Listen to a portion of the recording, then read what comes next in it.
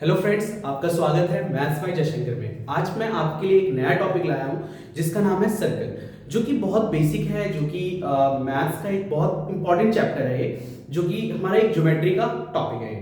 तो सबसे पहले हम जानेंगे इस वीडियो में कि सर्कल होता क्या है।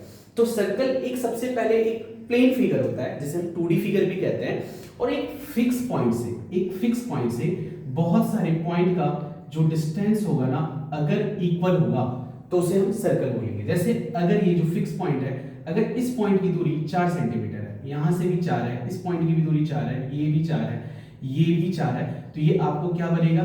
ये आपका एक सर्कल बनेगा। ये आपका एक सर्कल बनेगा, मतलब एक फिक्स पॉइंट से बहुत सारे पॉइंट की जो दूरी होगी वो क्या होगी? सेम होगी, मतलब कांस्टेंट होगी। उसे हम क्या बोलेंगे? सर्कल।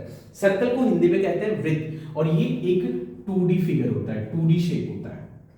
ठीक है, तो अब इसके बारे में हम कंपोनेंट ऑफ सर्कल, मतलब अब इनके अंदर जो पार्ट्स हैं, अब उनके बारे में हम बहुत डिटेल्स में पढ़ेंगे। तो इसीलिए सभी बच्चों को एंड तक देखना है, और जब भी आप वीडियो देखते हैं तो पेन कॉपी लेके जरूर बैठे, ताकि आपका कॉन्सेप्ट और अच्छा हो। ठीक है, तो स्टार्ट करते हैं। तो सर्कल समझ में आ गया, एक फिक्स पॉइंट से बहुत सारे पॉइंट का जो डिस्टेंस है सेम होगा, उसे हम सर्कल लेंगे। अब जैसे ये सर्कल है, अब सर्कल में जो फिक्स पॉइंट होता है, फिक्स पॉइंट जो होता है उसे हम कहते हैं सेंटर, जिसे हिंदी में कहते हैं केंद्र, जिसको O से डिनोट किया जाता है। अब जैसे ये सर्कल है, ये आपका सेंटर है।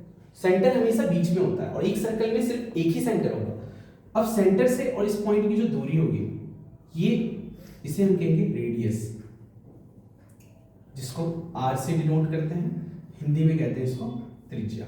अब एक सर्कल के अंदर रेडियस बहुत हो सकता है, जैसे अब ये पॉइंट है और इस पॉइंट सेंटर से होना चाहिए डिस्टेंस, तो ये आपका रेडियस होगा। तो एक सर्कल में रेडियस इनफिनाइट होता है, क्योंकि सर्कल पे नॉन कॉलिनियर पॉइंट बहुत सारे होते हैं। ठीक है, और सभी रेडियस सेम होंगे। एक सर्कल के अंदर जितने भी रेडियस होंगे वो सभी सेम होंगे। अब ये आपका सर्कल है, ये आपका सेंटर है।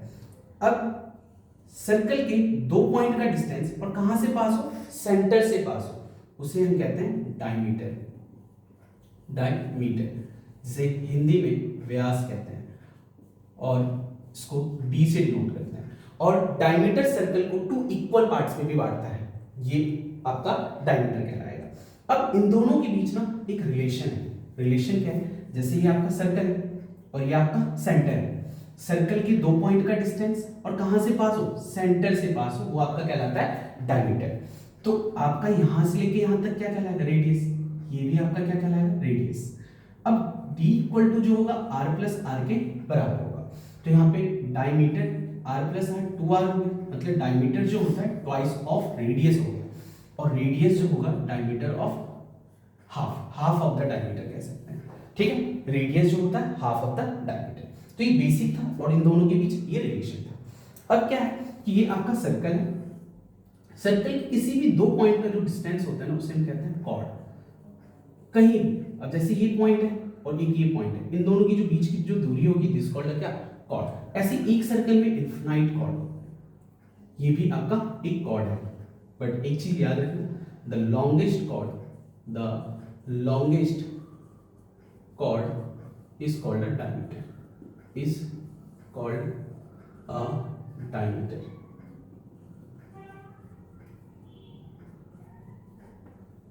कॉर्ड को हिंदी में कहते हैं जीवा। सबसे बड़ी जो व्यास है ना, वो जीवा कहलाती है। ठीक है, तो हमारा जो एक डायमीटर है ना, वो एक कॉर्ड भी है, बट सभी कॉर्ड डायमीटर नहीं हो सकता, क्योंकि कॉर्ड तभी डायमीटर बन सकता है जब वो सेंटर से पास हो। ठीक है, तो ये भी हमारा रिलेशन क्लियर है। अब जैसे ये सर्कल है, अब जो ये आपका ये जो है बाउंड्री, दिस कॉल्ड आर्क। छोटा है इसलिए कहते हैं इसको माइनर आर्क, हिंदी में कहते हैं लघु चाप। और ये जो आपका है ये बाउंड्री पूरा, इसे कहते हैं मेजर आर्क, दीर्घचाप। और काफी इंटरेस्टिंग है, हम काफी डिटेल्स में पढ़ रहे हैं कि ये इतना चीज सर्कल के अंदर होता है। ठीक है, तो ये अभी मैंने कुछ बेसिक्स पढ़ा है, अब इसको इसके आगे और कंटिन्यू करेंगे।